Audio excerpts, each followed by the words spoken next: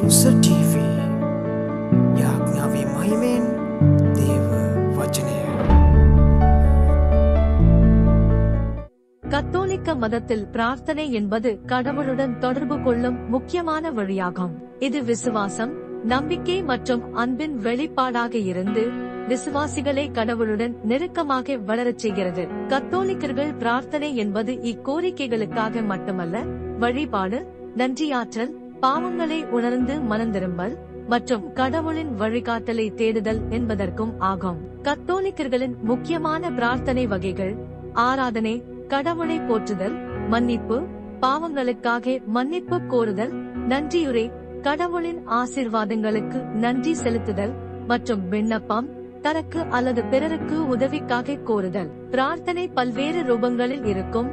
தனிப்பட்ட பிரார்த்தனை, தனியாக செய்யும் ஜெபங்கள், இடவழிபாட்டு பிரார்த்தனை, மாதா திருப்பலி மற்றும் திருச்சபை நிகழ்வுகளில் செய்யும் ஜெபங்கள், பக்தி ஜெபங்கள், தயவு மாலை, நோவேனா, பரிசுத்தர்களிடம் செய்யும் ஜெபங்கள் மற்றும் தியானம், தழுவல், கடவுளின் முன்னிலையில் ஆழ்ந்த சிந்தனை. கத்தோலிக்கர்களுக்கு மிக முக்கியமான ஜெபம் ஆண்டவரின் ஜெபம், தந்தையார் ஜெபம் ஆகும்.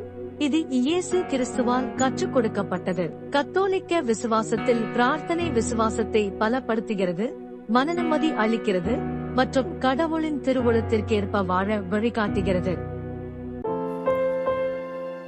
කුරුස TV අපව සබස්ක්‍රයිබ් කරන්න. දෙවියන් වහන්සේගේ වචනය තව තවත් ඉදිරියට ගෙන යන්නට ඔබ අප හා එක්වන්න. ස්තුතියි. ජේසු පිහිටයි.